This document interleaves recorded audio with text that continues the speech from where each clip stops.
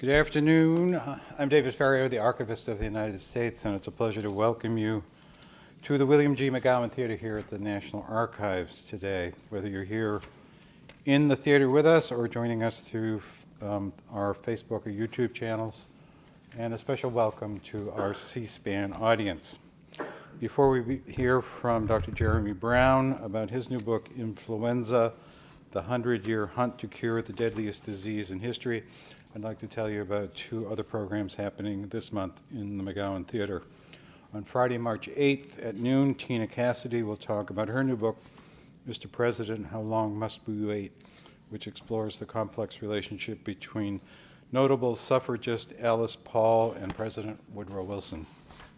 And on Monday, March 18th at noon, Jessie Morgan Owens tells the story of a photograph that transformed history in her book, Girl in Black and White, the story of Mary Mildred Williams and the abolition movement. Check our website at archives.gov or sign up at the table outside the theater to get email updates. You'll also find information about other National Archives programs and activities. And another way to get more involved with the National Archives is to become a member of the National Archives Foundation. The foundation supports our education and outreach activities. Visit its website, archivesfoundation.org, to learn more about the foundation and how to join online. Last November, we marked the centennial of the end of World War I. In November 1918, the people of combatant nations felt relief that the years of warfare and death were over. Yet another threat to life was reaching across those nations into homes and schools and hospitals, the flu. The influenza pandemic of 1918 killed more people worldwide than were killed in combat during the war. Many records housed in the National Archives here in the Washington area and our many field locations document this outbreak in the United States. Letters, reports, patient record books, telegrams, and photographs show the reach of the 1918 influenza epidemic to all parts of the nation. These records open a window onto the world of 101 years ago and show us the human and societal costs of the pandemic. They allow us not only to look back at that time, but perhaps also to look ahead, as the information they contain may help guide present-day inquiries and increase our understanding of the disease. Dr. Jeremy Brown is an emergency physician and was the research director in the Department of Emergency Medicine at the George Washington University here in D.C. He is now director of the Office of Emergency Care Research at the National Institutes of Health. Dr. Brown is the author of more than 30 peer-reviewed articles and 3 books, including the Oxford American Handbook of Emergency Medicine and a handbook on cardiology emergencies. He's recently received an NIH Director's Award for his efforts supporting research in non-addicting methods of pain relief. Jacob Apple, writing in the New York Journal of Books, says, Brown is clearly a man who knows the flu, not just the physiology and virus or the epidemiology of the illness, but countless fascinating and fun facts about the scourge. And William Bynum, writing in the Wall Street Journal, highlights Brown's emergency room experience. In influenza, he builds effectively on his clinical and scientific career, making the virus itself central to its story. He weaves history and contemporary virology and clinical practice together. Although his story is a somber one, Dr. Brown's account is punctuated by some humor and much avuncular advice, like the best time to visit an emergency room, for instance. Ladies and gentlemen, please welcome Dr. Jeremy Brown.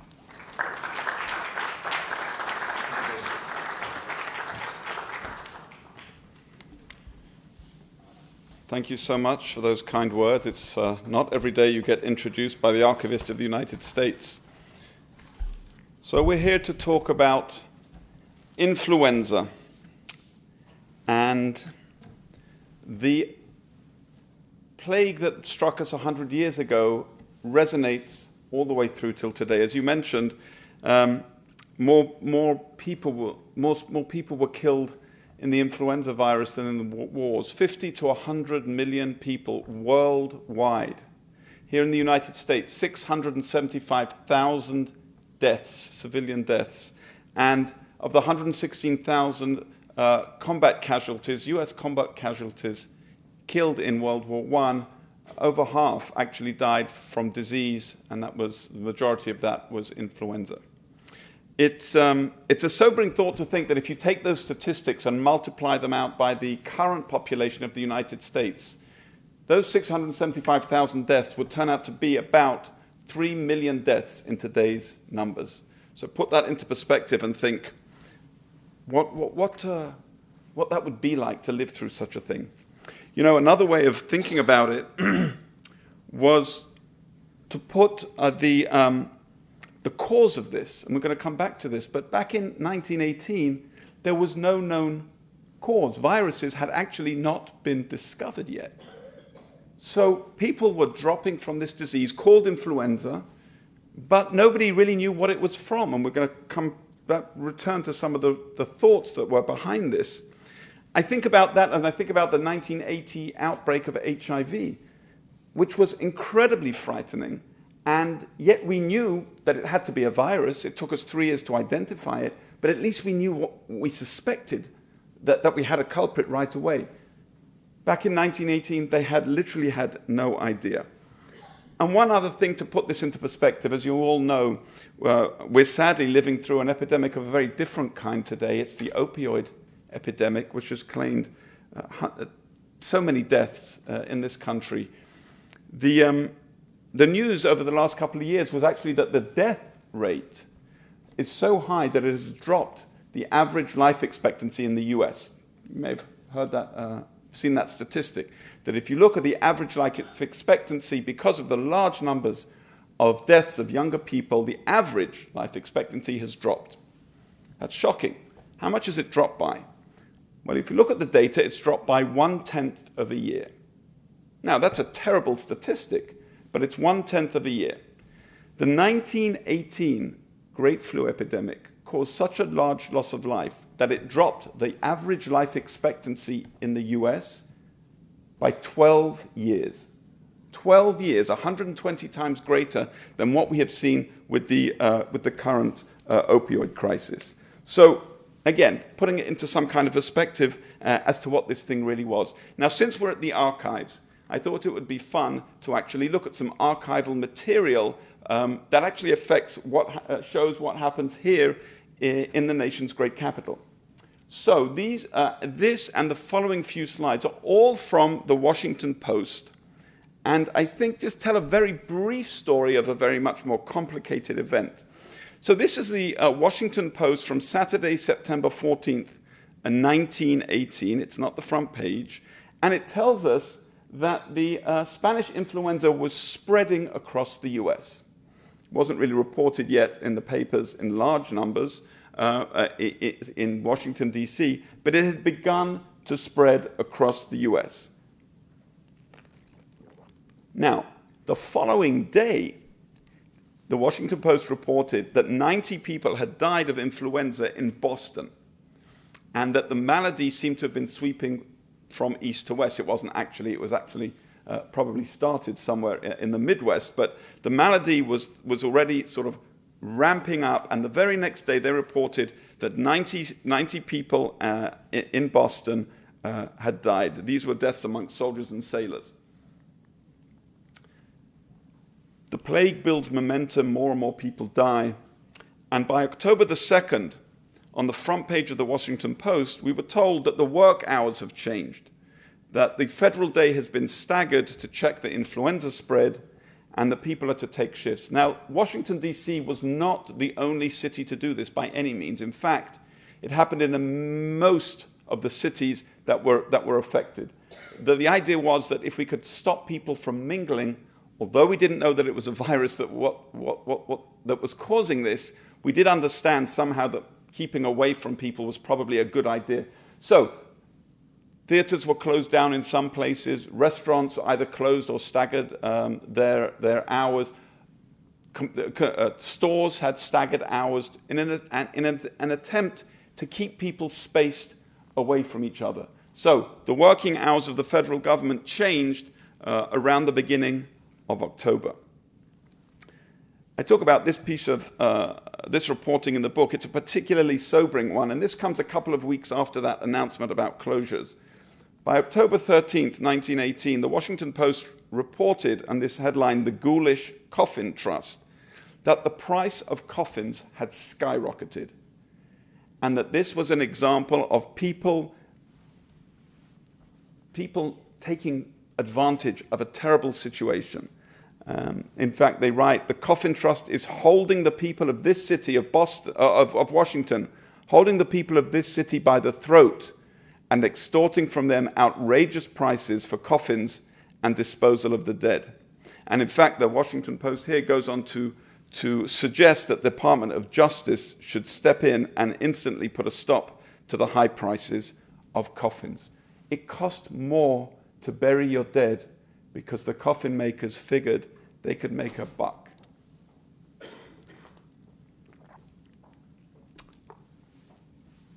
By the middle of October here in Washington, 91 more people had died in a short amount of time, and it was suggested that the crest is now in sight.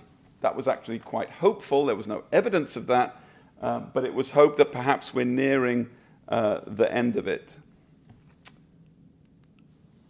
Throughout the epidemic, both here and nationally, people, of course, had various remedies. And this is an example of a remedy that actually played throughout the fall and winter of 1918. And we're going to come back and talk about this, but I want you to remember these words. This is a remedy called Laxativebromo quinine. And it contains a laxative. We'll come back to that.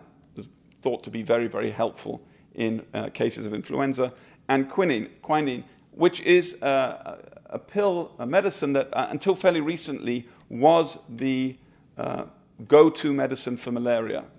It's now been superseded by others, but quinine was thought to be helpful in influenza. And so people were making this Laxativebromo quinine. I find it interesting that if you look at the beginning, it says the following: "As Spanish influenza is an exaggerated form of grippe," one of the words for influenza, "Laxativebromo quinine tablets should be taken in larger doses than prescribed in ordinary grippe." So it's a really big epidemic, so you better take a lot of this medicine. And we'll come back and talk about these particular remedies. So these and several other tonics were advertised both to treat the disease and also, of course, to prevent it.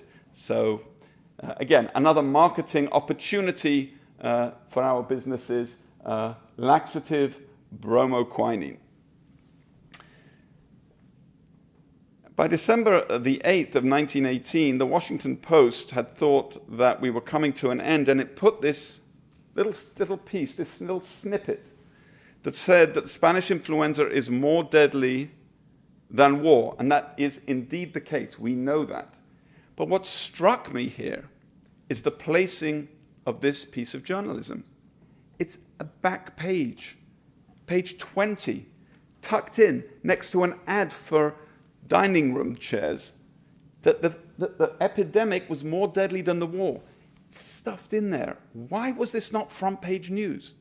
What had happened? And there are some various suggestions there. Some believe that there was some kind of tacit agreement, not censorship, but tacit agreement between the newspapers and the government to play this thing down. But if you're going to put a statistic like that influenza costs more than the whole of World War I in terms of lives, putting it on page 20 is really not going to, I think, get the attention that it deserves. So it's a little bit of a mystery, and I'm sure we have some very smart archivists who can perhaps shed some more light on why this and other reports were sort of tucked in to the back of papers. Finally, we hit a record. We had earlier reported that we were nearing the crest here in Washington, D.C., but unfortunately, no. More deaths than any time since the record of last October occurred. 16 deaths from flu in a single day in the city of Washington. Again, this was also tucked away near the real estate and legal recordings. So again, it was reported, it wasn't hidden, but you'd have to sort of look for this to really understand what was going on. And the final slide I want to share with you of reporting from from the Washington Post was on exactly this day, March the 5th, 1919, exactly a century ago. Exactly 100 years ago today. This was a small report that was in the Washington Post that cited 2 Washington boys who volunteered to go up to Boston and to take part in some experiments that were trying to understand the cause and the methods of transmission. During the recent influenza epidemic, we read, men voluntarily submitted to experiments for doctors, there's a typo there, naval doctors in determining the cause and method of transmission of the disease and preventative, I guess that's meant to be preventative measures. Now that's really quite another remarkable side of this story, that people would volunteer to be involved in research on this very deadly epidemic that was not understood, and for which there was no cure other than the bromo laxative quinine tablets, which I don't think people really looked forward to cure them. So I think an example of everyday heroism, of people putting their own lives to some degree on the line in order to try and understand what was actually going on, what was this terrible disease. So these are just a few examples from the Washington Post that tell us a little bit about what happened here in Washington, D.C. Now I'm just going to switch. I'm going to just switch here to a second slideshow, and this one will run itself. So if it all works fine, you'll see some images as we talk through. So for today, what I'd like to do is focus on 3 areas of research that I describe in the book. The first looks at how our treatments of influenza have evolved. What did we do 100 years ago to treat this terrible, deadly disease, and what do we do today? And I think you will find that actually it's changed less than you would have hoped. The second focus is going to be how our understanding of the influenza virus has changed over the last century.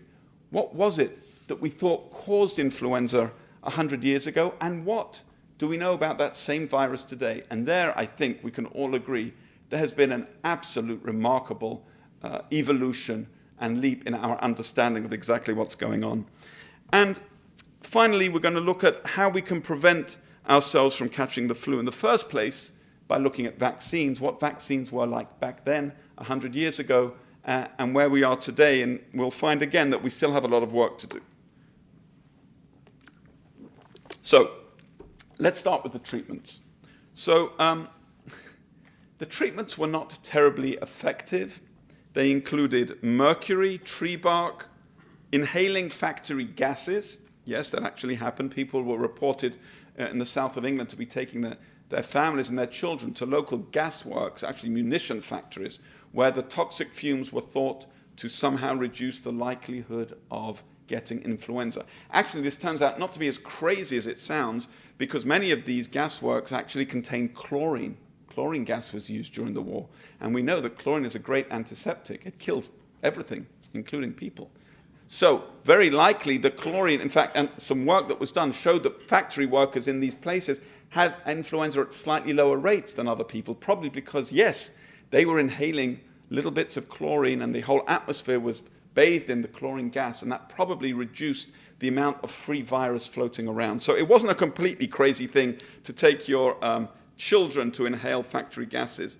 There were some upsides of treatment back then. Whiskey was extremely popular, as was champagne. These were prescribed by senior physicians, and so not everything was difficult. As we've said, enemas were used. Enemas actually were used to treat everything. Back then, there was really very little you could do. So an enema was thought to be clean everything out. So enemas were quite popular. And one of the most remarkable things is bloodletting. Now, bloodletting is the process by which blood is removed from the body, and the thought is that with that removal of the blood, you are taking out the bad humor, the bad thing that is in the blood causing the disease. It dates back to at least the 5th century BC. And George Washington was probably killed by bloodletting. As he lay dying from a throat infection, his senior doctors suggested that we let blood. Now, the junior people were less into this idea, and there was a little bit of resistance from them. But no, as usual, the senior people won, and blood was taken from George Washington as he lay dying on his bed, and he passed out, or entered a swoon, and it was caused, as it was called then. And within a few hours, he was dead. So our own President George Washington underwent this procedure. The doctors then tried to think about reanimating George Washington by using, and I'm not making this up, sheep's blood. At that time, though, fortunately, good sense prevailed, and they decided enough is enough with the bloodletting and the sheep's blood, and they let him rest in peace. But what is remarkable to me is that bloodletting was used in the Great Flu epidemic of 1918, and not just by what we might call quacks today, but this was prescribed by mainstream physicians. And in fact, this was one of the things that sparked my interest in the story of influenza then and now. There's a report in The Lancet, one of the leading medical journals in the world, one of the leading medical journals in the United Kingdom. And if you think about it, the name The Lancet is named after the device, the little hollow tube that you would take blood from. So leading medical journal today is called The Lancet, to remind us of bloodletting. And the report mentions that in 1916, that's 2 years before this great flu pandemic, there was another pandemic, another epidemic, in some of the military camps in Great Britain, and the doctors had tried everything, including, they said, including bloodletting. So it was 1916 now. This is the lifetime of my own grandfather. In 1916, physicians were trying bloodletting on these poor patients. And of course, it didn't work. But the physician said, it didn't work, but we think that it didn't work because we tried it too late. And had we tried bloodletting a little bit sooner in the clinical care of these soldiers, that maybe it worked. And then there were reports in 1918, the height of the epidemic, of bloodletting, and in fact, the reports were that, yes, sometimes bloodletting works for influenza. So you can see, if it wasn't the enemas that got you, the bloodletting might get you, and it was really quite a nasty array of medicines that we had to try and treat this. We saw earlier an ad for a concoction that contained quinine. We've said it was a useful drug for malaria, but useless as a treatment for flu. Because it's a useful drug in malaria, it reduces the fever cycle. And the idea here was, well, if quinine reduces fevers in malaria, then it will reduce fevers in influenza. Obviously, two quite different mechanisms of disease, but that was the thought process behind it. But of course, a completely useless drug and, incidentally, dangerous in inappropriate doses. As I've said, everyone was prescribed enemas. And one of my favorite discoveries when I was researching the book was from a published paper from, I think, the grandchildren of a patient who had influenza, not in 1918, but in 1936. So 18 years, almost 2 decades after the great influenza pandemic, the family had preserved the nursing records of grandfather, found them in the attic, and actually published them. And I'm going to read a little bit, a passage that describes what this person went through. So, over a period of 3 weeks, he was treated with a punishing battery of balms: mustard plaster, a home remedy rubbed on the skin, aspirin for fevers, codeine for cough, phenolphthalein, a cancer-causing laxative, cough medicine, camphorated oil, 7 enemas, 7, rectal tubes, don't ask, milk of magnesia, another laxative, God help him, urotropine, a bladder antiseptic, and tincture of benzoin. These were all administered to this patient in 1936, and actually in the paper that was published, you can see the arrows along the timeline where all these various things were given. the patient received at least 5 prescribed doses of whiskey, so there is at least that, and 14 doses of castor oil.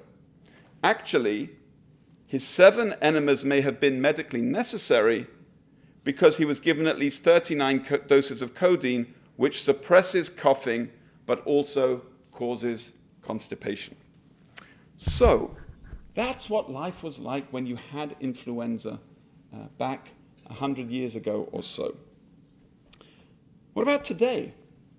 How do we do today? Well, for the vast majority of us, influenza is a little bit of an inconvenience. It's not life-threatening, and it's something that we generally deal with at home. Our friends or our family come round, give us some hot soup.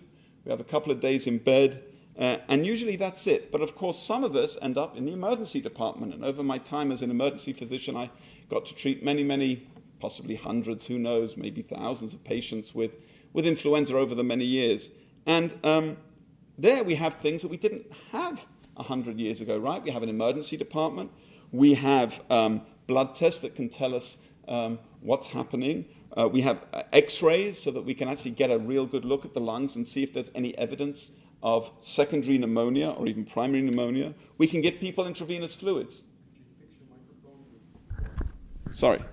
We can give people intravenous fluids and treat them in that way. And, of course, we have antibiotics today. Now, let's be very clear. Antibiotics should not be given to patients with influenza. They do not work. We all know this, even though they're prescribed unnecessarily often, even today. They don't work. But they do work to help treat the secondary infections, the pneumonias, the bacterial pneumonias that come as a result of the primary viral influenza. And we have those antibiotics today. They were not available. They were really not available till the early 30s. And it's a remarkable thing that today we believe that the majority of deaths that occurred in the Great Flu epidemic were caused by secondary pneumonias that we would be able to treat today.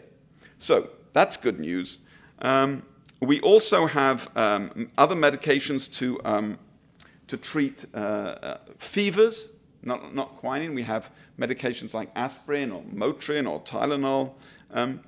But I came across a very interesting study that suggests that perhaps we shouldn't be giving medications for people's fevers quite as often as we do. This was a study out of McMaster University in Canada.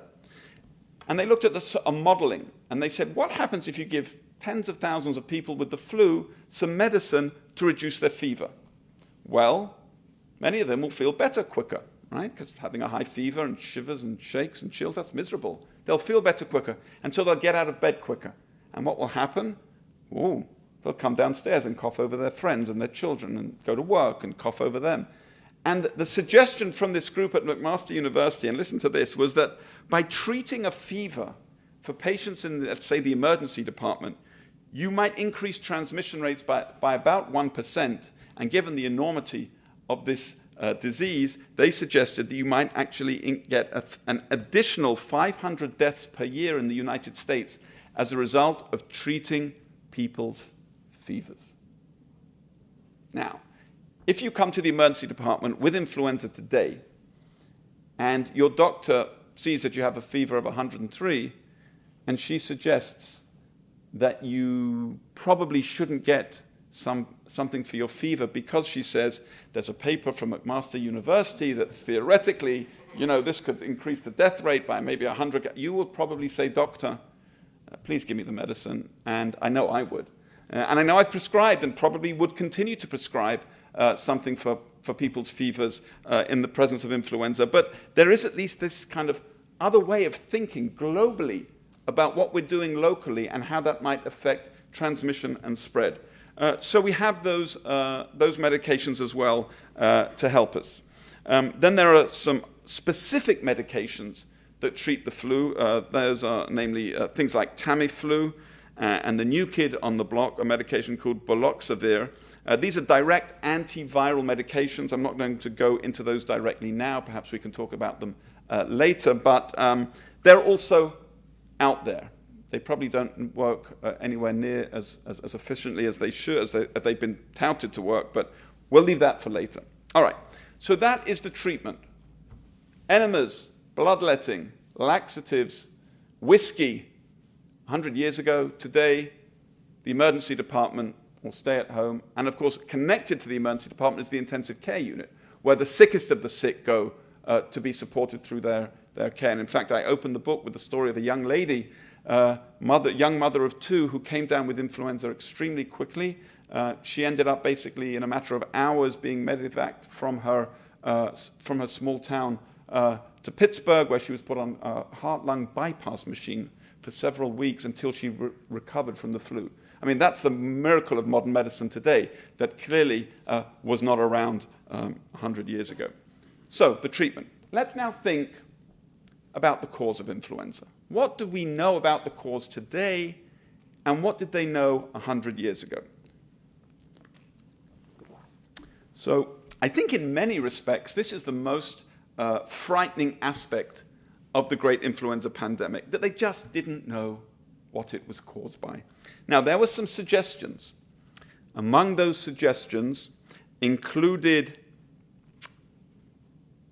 the conjunction of Jupiter and Saturn, in fact, the conjunction of the planets. In fact, that's where we get the name influenza from. It's from the Italian influenza, meaning influence. And the earliest thoughts were, in the 1600s, were that this disease, and it was an entity that you could identify, this disease was caused by something up in the stars. So there was this theory going around, and we still have this buried in our history when we refer to influenza today. So perhaps conjunction of Jupiter and Saturn, rotting animal carcasses were thought to be one possible explanation. Earthquakes and volcanic eruptions were suggested as possible causes. Effluvia, love that word, effluvia discharged into the air from the bowels of the earth. And people really didn't know what it was. In fact, at a meeting that occurred in Chicago of public health officials early in the influenza epidemic of 1918, one public health official said the following: "We may as well admit it and call it germ X." We have no idea, said the leading public health officials. We don't know what causes it and where we are. Now, an example of a cause that was really not a cause was a discovery in 1892 in Berlin by some microbiologists, and they found a bacterium on the lung samples of people who had died from the flu. And they said, aha, this must be the cause of the flu, because it's everywhere, right? And they called this bacterium, they called it Bacillus influenza, the influenza bacillus. The problem was that it was not the cause of the disease, it was a secondary pathogen that was found. It was a secondary bacteria. And that thought that they'd found the bacteria, and it turned out not to be correct, that happened in several different instances in the history of flu. The bacillus was later changed its name, and it was called not Bacillus influenza, but Haemophilus influenza. And some of you may have heard of Haemophilus influenza. It's a nasty bug. Fortunately, we now have very good vaccines against Haemophilus. But for many years, I had no idea as a physician, why am I looking or treating this person with what we call H flu? This has nothing to do with the flu. Well, it turns out that 100 years ago, it was thought to have been the cause of the flu, and it was inappropriately named. One of the historians, Alfred Crosby, one of the historians of the Great Flu, called this discovery of Bacillus influenza an authoritative sign pointing in the wrong direction. So, so that was Bacillus influenza, secondary pathogen. Now, in 1889, there had been a small epidemic, but still a severe one in Great Britain, and it was so severe that actually Parliament commissioned a report on the epidemic, and this was reported in 1889 by Henry Parsons. Henry Parsons, and he was a very, very smart person, and we'll see why. He spoke about various theories that may have caused this 1889 epidemic. One of the theories at the time, and I'm not making this up, was tainted Russian oats. The suggestion was that the Russians were bringing their disease from the east through Europe in these tainted Russian oats. Now, every society actually blamed the outsider for this, but it strikes me as kind of weird that today, when we're still blaming the Russians for pretty much everything, back in the Great Flu epidemic and earlier, perhaps the Russians were behind it as well. But Parsons, as I said, was smarter than that, and he dug a little deeper. So he said, well, it could be the weather. Perhaps there's something floating around in the air, and that is, of course, partially true. There is something in the air, although it's person-to-person contact more. And he suggested that maybe it's a non-living particulate matter, which is actually a remarkably accurate description, isn't it, of what a virus turned out to be, a non-living particulate matter. So it was a little prescient there in describing the possible cause of the flu. So it could be Russian tainted oats, it could be a poison in midair. Then he suggested, well, what if it's a person-to-person contact? It's not spread by oats or volcanoes or stuff in the air, but one person gives it to another. And here I think Henry Parsons really showed the right way for us to think about things. He said, let's get some data if it's person-to-person contact. So what he did was he looked at the illness rates on the British railway system, and he compared the rates of the engineers who were feeding the steam engines, the coal, who worked outside but far away from people, and he compared those influenza rates, how many people reported sick from that group of workers, he compared those to the rates of influenza among the clerks inside who were selling the tickets. And of course they are inside, so they're not exposed to the outside, but they're in constant contact with people. And he simply compared the two, and he found that of course it was the clerks who had an increased rate of influenza illness because they were in contact with people, and the railway engineers driving the train, standing outside, feeding the coal into that big steam engine, their rates of flu were really much lower than the clerks, even though they were outside exposed to the effluvia and who knows what from volcanoes. And from here he suggested that really it's really probably nothing to do with the atmosphere, but it's more to do with person-to-person contact. So from a simple look at some records, this guy Parsons figured out that probably we're onto something in the person-to-person sphere. And then he said the following. He also suggested that perhaps animals have something to do with it, and here he was really on the money.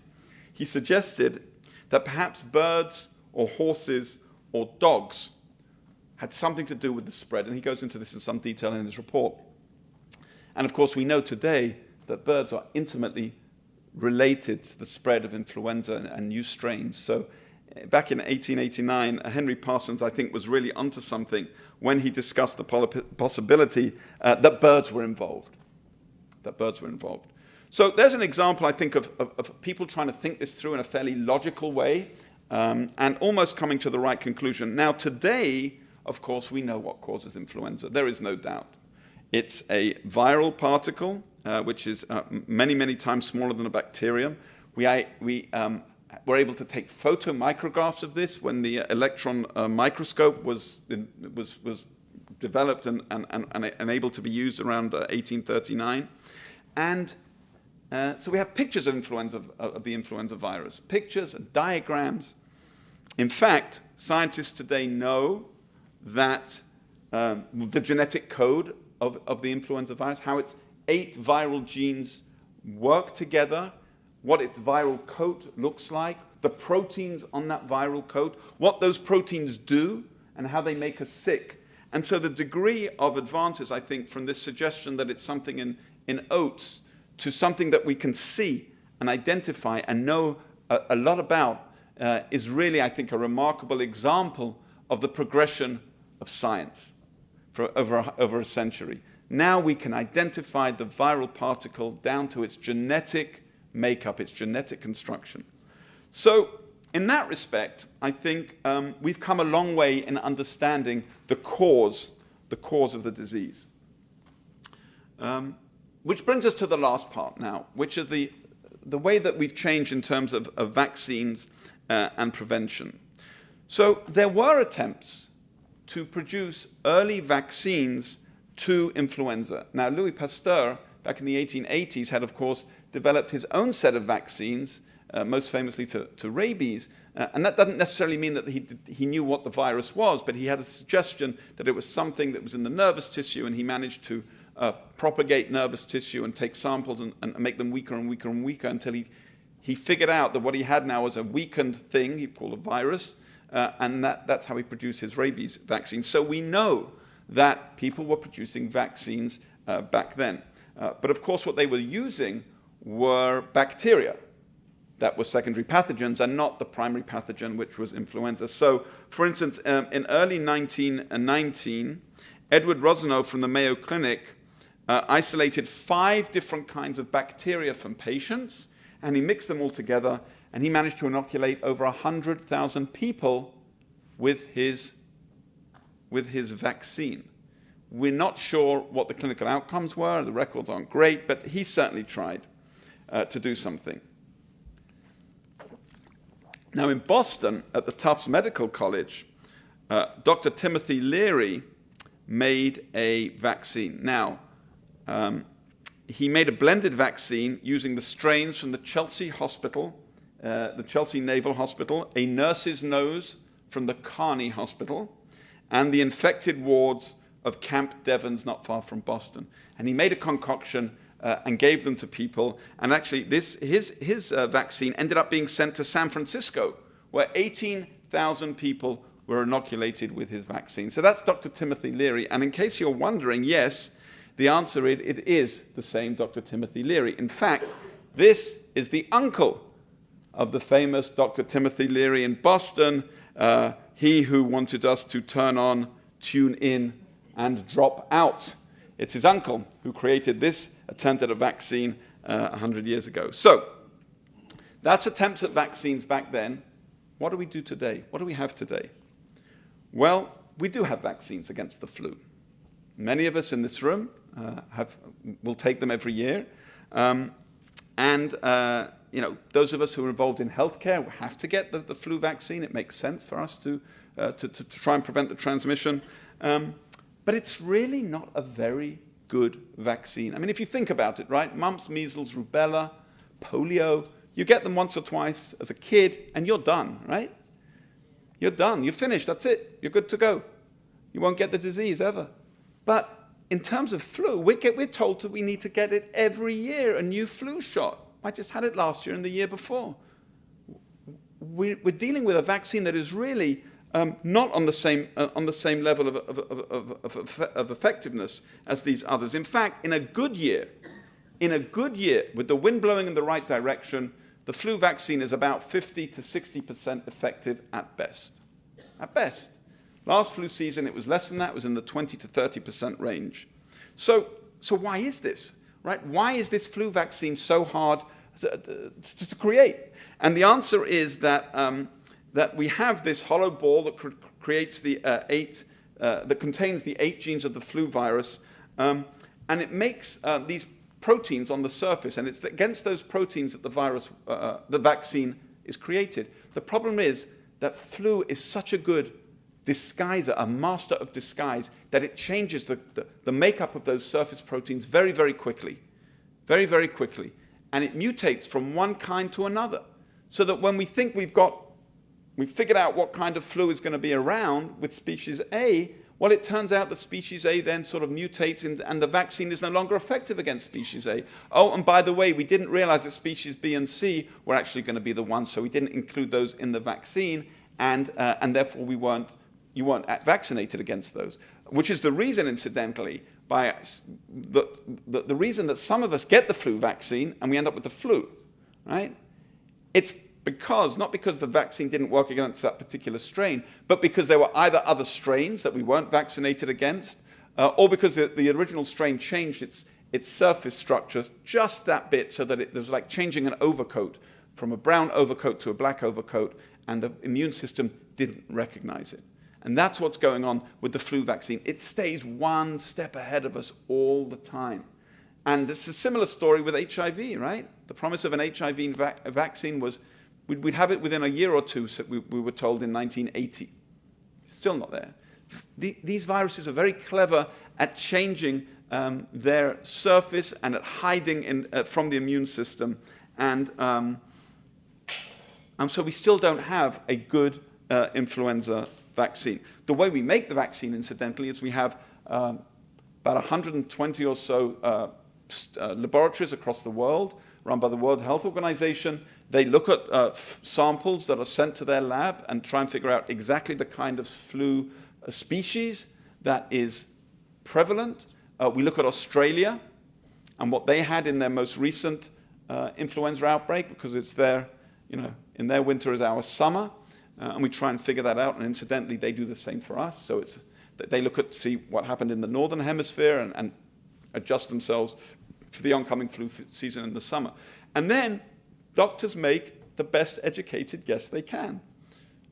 And they say, well, based on the evidence that we have, the most likely species are going to be this and this and this, and we're going to make the vaccine. And to this day, much of the vaccine is produced using eggs. The vaccine is very hard to grow, so it's actually grown on eggs, which is the same thing that was used a century ago. There is some vaccine that is made using cell technology, and that allows us to have a vaccine that is not created on eggs. But still, those are simply the methods that we have today that are left over from us 100 years ago. So the majority of the vaccine is still, to this day, has something to do with eggs and needing to be grown on that medium. So in many respects, we're really at the beginning of the fight here against influenza by preventing it and creating a vaccine. Now, while that is all true and it's not a very effective vaccine, we must remember that in certain groups, in certain age groups, it's extremely important to get the vaccine. The high-risk people, right?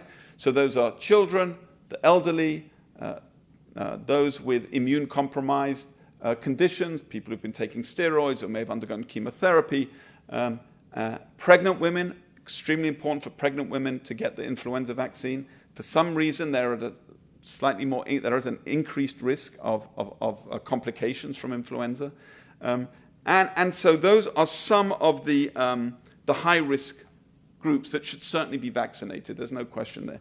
In terms of everybody else, the data out there is harder to really find an effect on the flu. In fact, for instance, in the United Kingdom, those high-risk groups are targeted, and everybody else can sort of, well, if you want one, you can get one, go talk to your primary care doctor, but there's no campaign, right? Here in the US, we have a campaign. The CDC says everybody over the age of 6 months should get vaccinated, period. That is the advice that we're given here in the United States. It's just worth pointing out that this is not the advice that is given overseas, and we can talk about why that might be another time. But it's an important difference, I think, in the way we think about the flu. So, for high-risk groups, it's very important. For otherwise healthy adults, the evidence is that an influenza vaccine doesn't really do a whole lot. So what do we need instead? Well, we need a universal flu vaccine, a vaccine that will work from year to year without having to get it again each year, a vaccine that will work in all age groups, and a vaccine that will work in all geographic areas, right? Regardless of what specific strain of flu is running rampant in your area. So that is the goal of the universal flu vaccine, right? And to do that, we have to target that flu virus, which we understand very well, and find a bit of it that doesn't change. Find a bit of that flu virus that we can target and that our immune systems will recognize and latch onto it, and we will kill that virus no matter what particular strain of influenza it was. It sounds easy. It's a very hard thing to do in reality. And we're still not there yet. But I will say that, for instance, the National Institutes of Health, where I work, and I just want to pause and let you know that I'm not here representing the federal government's views on the great influenza epidemic of 1918. I'm here on my own time, and these are my own personal views. But the NIH, where I work, is actually very, very focused on trying to find a universal flu vaccine, pouring a lot of money and a lot of research time and effort into that. There's, in fact, an NIH-sponsored trial of a possible candidate produced by a company called BioNTech from Israel. There are other companies out there that are doing this, that is underway right now from the NIH, and who knows? will this work? Will it not work? Will we see a universal flu vaccine? I don't know. I don't know if we'll see one soon, but that is certainly the goal of what we're trying to do with vaccines. So we certainly have a long way to go. So if we look at where we were 100 years ago and where we are today, the treatments are very different, thankfully, but we still lack real good treatments for influenza. We understand the virus in a remarkable and deep and profound way, in a way that was unimaginable a century ago. But are we able to use that knowledge and then build the vaccine? Not quite yet. We're not there yet, although that's where the research efforts are going. So my hope then, looking forward, is that we really will be able to see influenza as not just a story of the past, but as a disease of the past, in the way that we think about smallpox, as a disease of the past, a disease that was eradicated. It's important to try and move towards this goal. The CDC estimates that anywhere between 30 and 50,000 people each year in the US die of influenza. It's a soft number. It's not a not extremely accurate number, but that's the sort of the ballpark figure. So a lot of people still get this disease and die from it. It's in the high-risk groups predominantly where that happens. So we really have to try and think about ways that we can improve our own vaccinations so that we will be able to hopefully make one day influenza a thing of the past. Thank you for your time.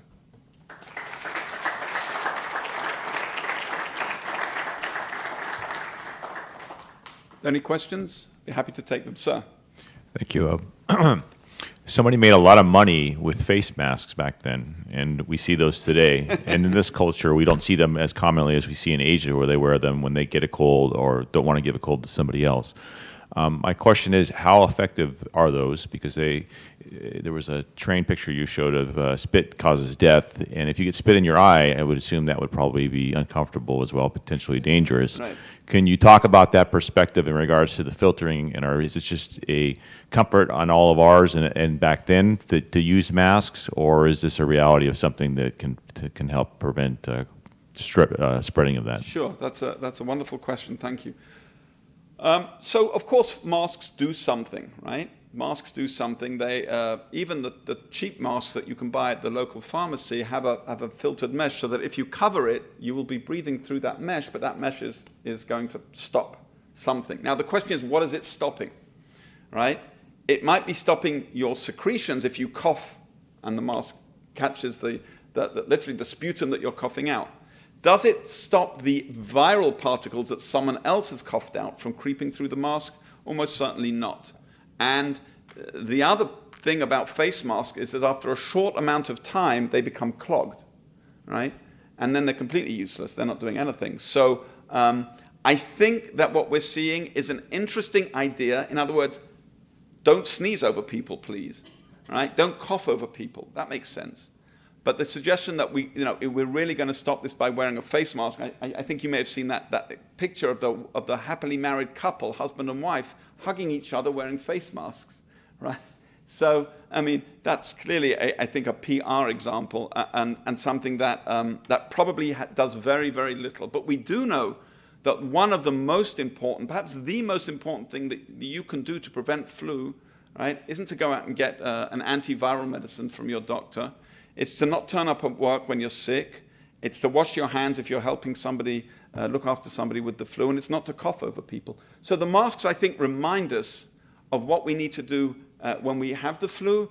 But in terms of an intervention, these small paper masks are almost certainly doing very, very little. Over there, Sue. Thank you for the talk. I'd be curious to hear you say more about, you mentioned the cultural differences between the way the U.S. encourages everyone to get vaccinated, whereas in Europe sometimes they don't. So why is that, and which approach do you think is correct? Okay. Yes, I go into this in some detail. So to be clear, in the United States, the CDC's recommendation is that everybody over the age of 6 months gets vaccinated. In the UK and in parts of Europe, high-risk groups only. Everybody else, you can if you want, but it's really, it's not being pushed. I think that the difference is how we approach the flu. Now, if you look on the CDC website, for example, you will read that influenza and I'm paraphrasing here, but influenza is a serious disease with complications that include death. Since that's the case, everybody over the age of 6 months should get the vaccine. Now, if you go on the websites, I was looking at some of them recently from, for instance, the National Health Service in England. I'm going to paraphrase again. It basically says the following: influenza is a bit of a nuisance. You're going to feel unwell for a couple of days. You don't really have to go see your primary care doctor about it, because probably there's not a whole lot she's going to do. But if you need to, you can. But stay indoors, and you're going to be fine. That is basically what the National Health Service view of influenza is. And if you have these two very different approaches to describing a disease, it's a potentially dangerous disease that can kill you versus it's a bit of a nuisance, but you'll be all right, right? Those are two very different ways of approaching what we should do about the disease. So the CDC says, well, if it's a potentially deadly disease, even though the influenza vaccine isn't terribly good, let's use it. It's at least something. Whereas in the United Kingdom, they say, look, it's not a terribly good vaccine, so let's use it where we really need to use it, but most people won't need it, right? Which of those two is correct? Well, they're both right, aren't they? Influenza is indeed a potentially deadly disease, but that's only for 0.001% of the people who are going to get it, and in those tiny number of people who are going to get it, proportionally to how many people get sick, it's only those who are at increased risk from the disease, those high-risk populations. And the United Kingdom's approach, it's a bit of a nuisance, but that's about it. That's also correct. So which of these two messages drives us is going to decide, I think, how we respond to the vaccine. And we have decided in the United States, the CDC has decided that this is the best public health approach. I think the data, as far as I read them, and this is purely a personal observation, the data really is that in high-risk groups, people should get it. It's still not terribly effective, but it does something. But in everybody else, so let's talk about that group as the young, healthy, middle-aged adults, probably does very, very little. Probably does very, very little. And yet, as you know, beginning of August, you will see signs in your pharmacy saying, we're ready to give the flu vaccine here. Come and get it. We'll give you a coupon. Or something like that. So, two very different approaches. Is that a potentially deadly disease? Is a bit of a nuisance, and that I think drives how we look at the vaccine. And of course, I think this is a bit of a larger discussion, which the question is, well, if it kind of works, we should use it, right? That seems to be the approach of many aspects of the American health system. If it works, put it out there, right? Even though it might not work terribly well, even though there are problems with it, it works, get it out there. In the United Kingdom, they're much more circumspect. In fact, I talked to the chief medical officer of the UK vaccine program, who's the person who sort of leads the discussion, and he said in the United Kingdom, they think about things beyond how well the vaccine works. They include things like, does it make sense economically to do this? And if you add up the numbers, he said, it just doesn't make sense economically to have a big campaign for healthy adults to get the influenza vaccine when so few of them proportionally are going to end up getting sick and taking time off work. So we'll just leave it at there's a very different approach to these in the two different cultures, separated by a pond. Yes, sir. Hi, good afternoon, Dr. Brown. My name is Derek Stroop. I'm a history graduate student at George Mason University. So suffice it to say, I'm quite a stickler on sources.